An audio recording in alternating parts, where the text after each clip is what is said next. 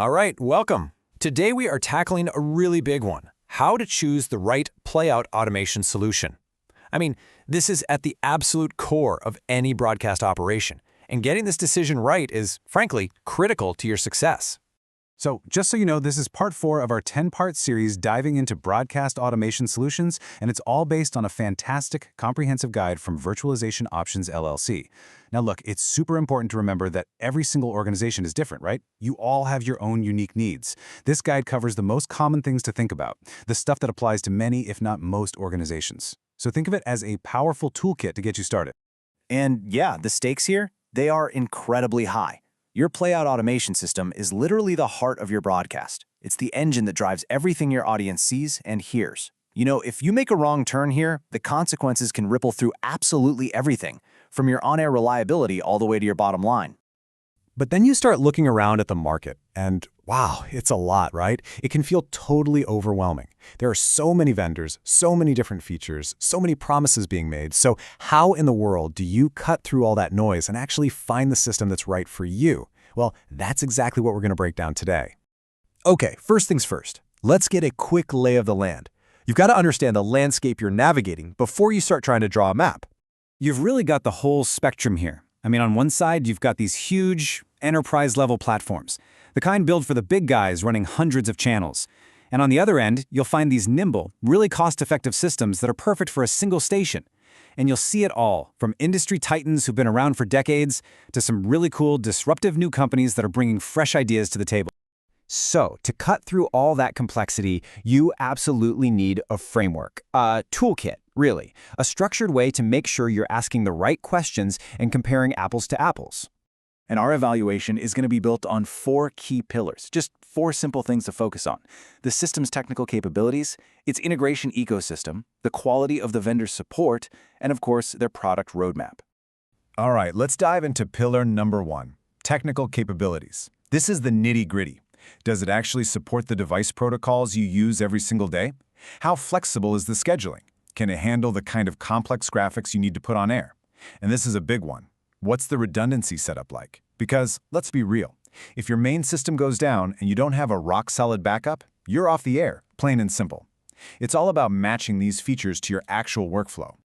Okay, number 2, the integration ecosystem. This is so important because no automation system lives on an island. It has to play nicely with everything else in your facility. So you've got to ask, will it talk to your traffic system, your MAM, your graphics engines?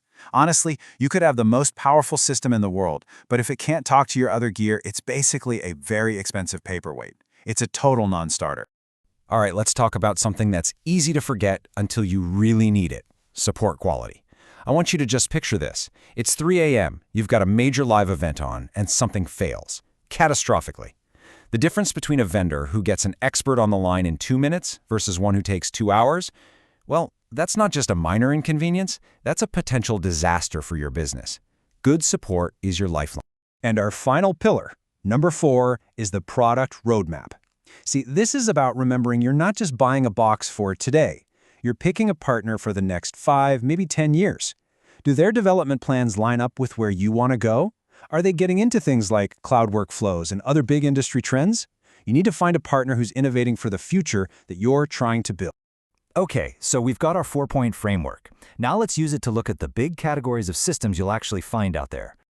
First up, you've got the enterprise-grade platforms. These are the big guns, the heavy hitters. They're built for massive broadcast groups that are juggling dozens or even hundreds of channels. The whole game here is about centralized management and efficiency when you're dealing with that massive scale. Yeah, the upfront cost is high, but the per-channel cost can get really low once you're up and running.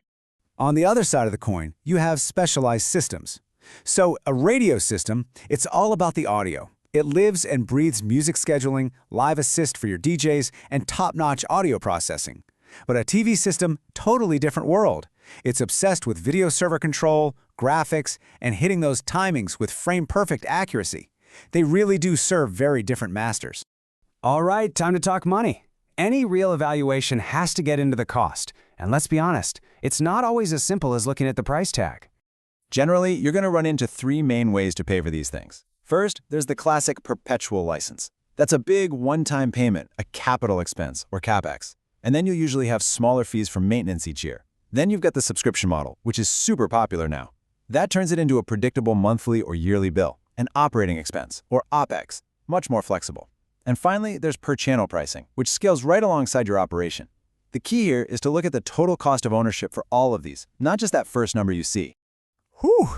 Okay, we have covered a ton of ground, so let's pull it all together for a final checkpoint to help you make that choice.